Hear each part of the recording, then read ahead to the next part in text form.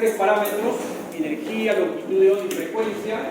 Hemos analizado sus características y hemos identificado a partir de qué rango, ¿no?, son considerados como ionizantes, que es lo que nos interesa a nosotros, ¿no? Ionizantes, porque pueden, para la redundancia, ionizar los materiales orgánicos o inorgánicos, ¿no?, cualquiera que sea.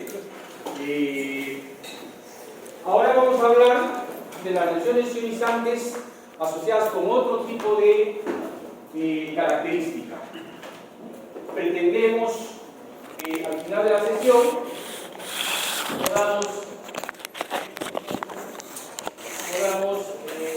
interpretar el fenómeno de la ionización formalmente. Ya lo hemos analizado, pero lo vamos a formalizar. Indicaba nomenclatura nuclear, atómica puede ser, básicamente lo mismo, nuclear o atómica. Los isótopos reactivos, que también nos interesan con fines de aplicación para el uso médico, fundamentalmente. Hay que tratar de reconocer también los fenómenos de desintegración nuclear, que son los que dan lugar a la emisión de radiación por parte de ciertos materiales, y identificar los diferentes tipos de radiación que se emiten en el momento de la transformación. Eso lo vamos a aclarar en este momento. Entonces,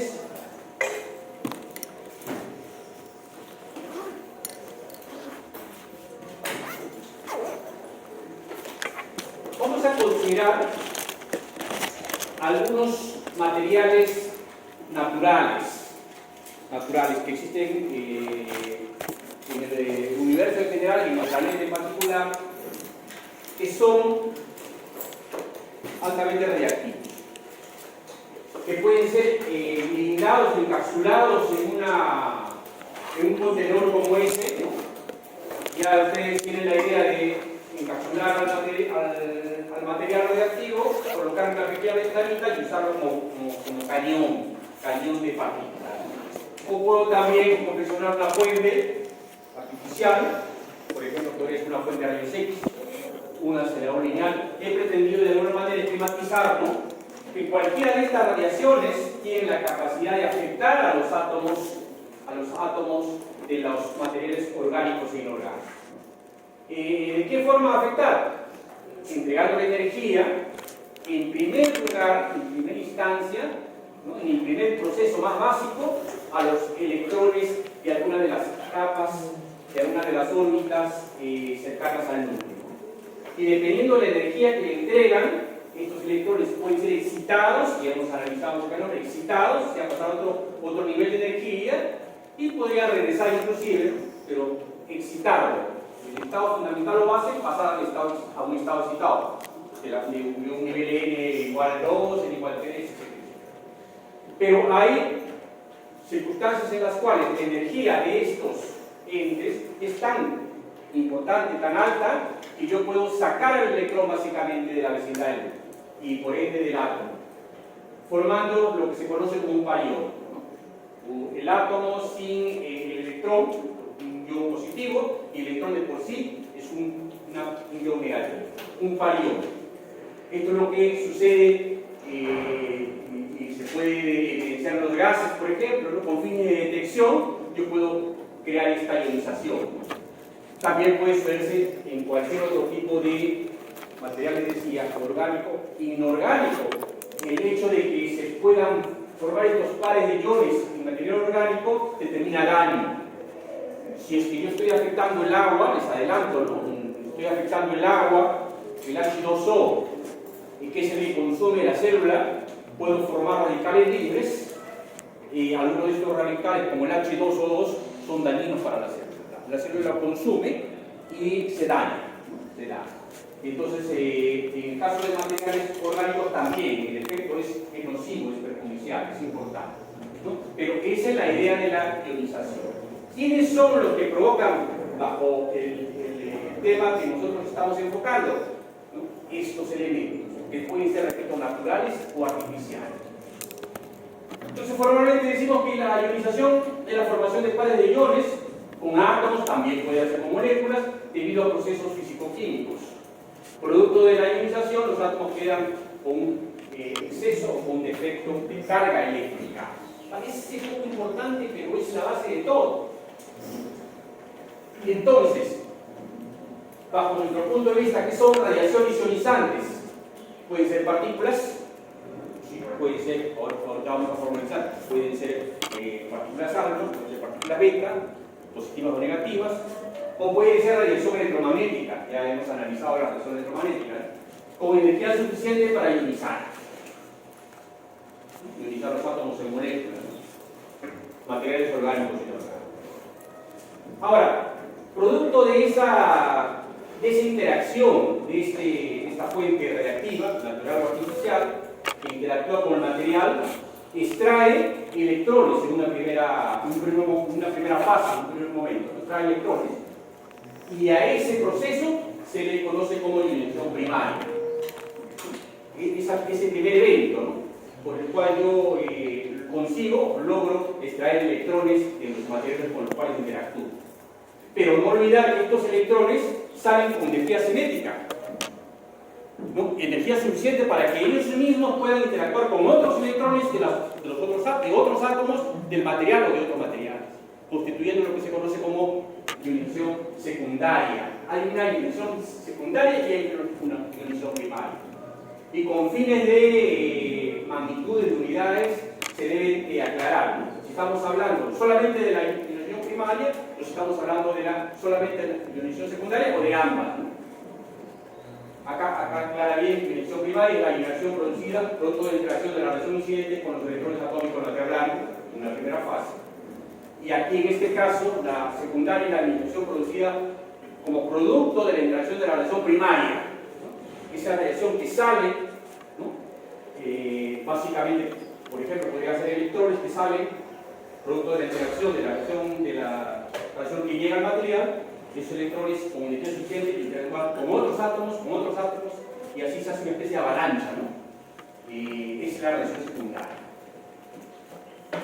Entonces es necesario hablar de la famosa energía necesaria para producir la ionización.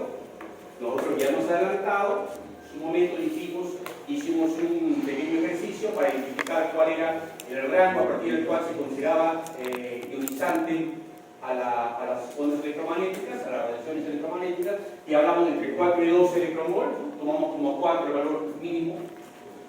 Entonces esta energía es la energía necesaria para producir ionización. Vamos a presentarla por doble SUI, y vamos a poder obtener en tablas valores de doble SUI, dependiendo del átomo y dependiendo del tipo de radiación que nosotros imitamos.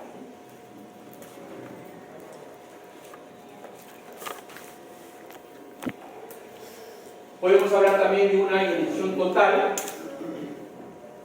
producida por el paso de la partícula cargada. La partícula llega al material y produce un recorrido, todo un recorrido, hasta que es frenada, toda su energía es entregada. Pero dependiendo de la partícula, si es masiva y altamente cargada, o si es pequeñita y cargada con una sola unidad de carga, depende de cómo se va frenando, ¿no? En algunos casos inclusive puede tener caminos zigzagueantes, ¿no? Pero llega un momento en que se pierde toda su energía y es absorbida por el material completamente. Entonces, podemos hablar de toda la ionización que produce esa partícula en su recorrido. La ionización total, producida por el paso de una partícula cargada a través de la materia, es el número total de pares, lo vamos a identificar así, con el número total de pares de iones que se crean tanto por la radiación primaria como por la radiación secundaria, ¿no?, a lo largo del recorrido de esta partícula. Energía media de ionización, generalmente doble con su sombrerito, es la energía media necesaria para producir un pañuelo. Energía necesaria para producir un pañuelo. Claro, nosotros generalmente hacemos el cálculo a nivel macro, ¿no?, pero podemos luego hablar de dividir, tener básicamente como unidades acá de energía por un pañuelo. Y finalmente creo que la ionización específica, el número de pares de iones por primaria o radiación secundaria creados por la partícula incidente por unidad de corriente. Eso también es importante. La ionización específica, ¿no? Número de pares de iones creados por la partícula incidente por unidad de corriente del material. Ionización específica. parte más complicadita para poder tratar de captar esa definición. Ahora sí podemos entonces clasificar las radiaciones. Esta es una clasificación que hace más o menos 12, 15 años se dio y ha quedado ya. La mayoría de textos de física médica contemplan esta clasificación y hablan de radiación directamente ionizante y radiación indirectamente ionizante. Aquí les considera como radiación indirectamente ionizante aquella radiación que puede considerarse como partícula, trabaja como el modelo de partícula. Por ejemplo, las partículas alfa, las partículas beta, que generalmente en los textos, en la literatura aparece como radiación alfa también, como radiación beta, está constituida por partículas. Los protones podrían ser los isótopos del hidrógeno, los deuterones, podrían tener los tritones, deuterones también. Generalmente tienen carga. Estas partículas generalmente tienen carga. Entonces son consideradas como radiación directamente ionizante. Las que se pueden considerar como partículas sin carga se llaman o se denominan o se clasifican como radiaciones indirectamente ionizantes. Ejemplo, bueno, acá está como rayos X, pero son los fotones de rayos X. Fotones, partículas. Los fotones de rayos gamma no tienen carga, no interactúan con campos eléctricos ni magnéticos. Los neutrones no tienen carga. Todas aquellas, ¿no?, partículas, fotones, aunque puedan evaluarse, analizarse y tratarse como ondas, pero también se pueden trabajar como partículas, ¿no? Fotones, rayos X, fotones, rayos gamma, neutrones, son radiaciones indirectamente ionizantes. ¿Y por qué indirectamente ionizantes? Porque no ionizan la materia, los rayos X, las partículas, los fotones de X, los fotones de gamma no ionizan la materia, sí ionizan la materia. Pero no como una partícula cargada. Ionizan la materia y extraen partículas cargadas, las que son las que provocan la ionización de todo el material. Estas partículas indirectamente ionizantes liberan partículas que son las que ionizan todo el material. Por eso se les dice, o se les denomina indirectamente ionizante. En cambio, las partículas cargadas ionizan directamente el material. Tienen energía suficiente y carga para ionizar el material. Entonces, aclaro que no es que este tipo de radiación no ionice. Si ioniza, aquí está introducido el efecto fotoeléctrico, el efecto Quantum, producción de pares, sí ionizan, ¿no? Pero la cantidad global de ionización no es producto de ellas, sino de las partículas que ellas liberan. Ese es digamos, la realidad. Entonces, así se han clasificado y en la actualidad se acepta esa clasificación para todo fin. Y ahora entonces es necesario formalizar la nomenclatura atómico-nuclear. Para mí es lo mismo, porque coinciden en su simbología. Entonces, a partir de ahora, se conoció también con ustedes, estamos recordando nada más cómo es que yo identifico a un elemento. Lo voy a identificar con una abreviatura, aquí representada por X, un número Z que se conoce como número atómico, y un número A que se conoce como número másico. Este número másico puede estar en la parte superior izquierda, puede estar también en la parte superior derecha, puede estar sola sin la presencia del número atómico, o puede también ser identificado con el nombre guión el número másico. De cualquier de esas formas lo van a encontrar en la literatura. Por ejemplo, litio 7. ¿Y por qué litio 7 nada más? Si el 3 no es significativo. Y ya con el nombre ya, para los que trabajan tanto esto, ya lo identifican inmediatamente el número atómico, ¿no? El nombre ya está asociado directamente al número atómico, ¿no? Se aclara con el número atómico, pero ya es conocido. Hidrógeno con 1, helio 2 hidrógeno, helio, litio, berilio, boro, carbono, nitrógeno, oxígeno. Ya están identificados en la tabla periódica. Cada uno se diferencia del otro en la cantidad de protones. Hidrógeno, un protón. El marco regulativo de los hidrógenos, un protón. Helio, dos protones. Litio, 3 protones. Entonces su Z, el Z de hidrógeno es 1, del helio es 2, del litio es 3. Ya está identificado. Entonces recuerden siempre, recordar, porque imagino que ustedes lo saben, el Z es el número atómico, se denomina número atómico, se representa por Z, pero significa o equivale a la cantidad de protones que tiene el elemento, la cantidad de protones que presenta el elemento. Y A, que se llama número de Másico, denomina número másico, representa la cantidad de protones más neutrones que tiene el elemento. Protones más neutrones. Aquí en el ejemplo, el oxígeno tiene 8 protones y este oxígeno tiene 8 neutrones. Total 16 nucleones. Su A es 16.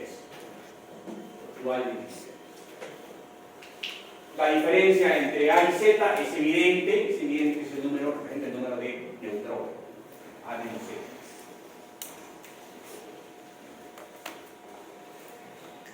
Ahí es un ejemplo, simplemente algo mnemotécnico para recordar, simplemente podemos conocer directamente la cantidad de neutrones a través de la diferencia. Lo único importante en esa lámina se identifica fácilmente en la tabla periódica, se busca el cloro, se busca el sodio y se encuentra en la posición con 17 protones. En el caso del cloro y en el caso del sodio con 11 protones. El 23, el A es más difícil de recordar, identificar, por eso es que es necesario. El A puede variar. Yo puedo tener puedo tener un mismo cloro con un mismo elemento cloro con números A diferentes. Pero lo que no puedo tener es un cloro con diferentes números atómicos. Eso no puede ser. No puede ser. Tan es así que en la naturaleza encontramos, por ejemplo, muchos carbonos. Hay diferentes carbonos. ¿Por qué carbonos? Porque todos ellos se demuestra que tienen como Z6. Todos los que tienen Z6 son carbonos. Pero se demuestra que en la naturaleza hay carbonos con 6 neutrones y carbonos con 7 neutrones. Eso puede ser. Y tal es así que muchos de esta familia de carbonos, la mayoría de ellos son radiactivos. Son los llamados isótopos. Los isótopos son átomos, elementos que tienen el mismo número Z, pero diferente número másico. ¿Por qué diferente número másico? Porque tienen diferente número de neutrones.